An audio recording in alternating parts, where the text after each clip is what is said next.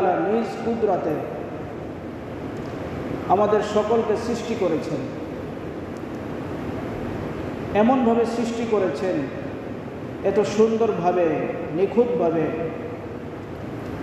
যে আল্লাহ তাআলা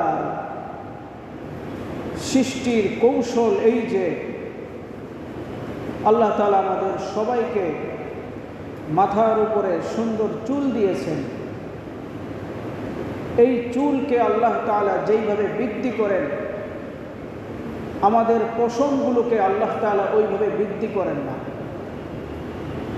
আল্লাহ তাআলা যেইভাবে চুলকে বৃদ্ধি করেন, এইভাবে যদি আমাদের চোখের পাপড়িগুলোকে বৃদ্ধি করতেন, তাহলে আমরা চক্ষু মেলতে পারতাম না।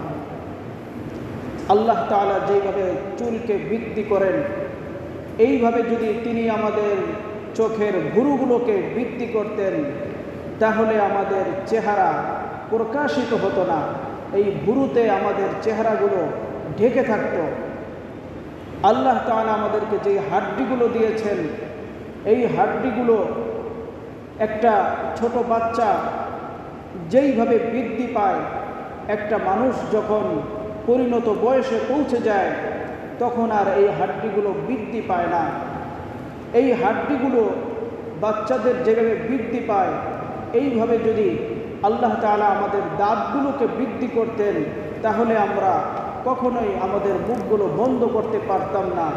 এত সুন্দর করে যেই আল্লাহ তাআলা আমাদেরকে সৃষ্টি করলেন, ওই আল্লাহ তাআলার দরবারে শুকরিয়া আদায় করে বলি আলহামদুলিল্লাহ।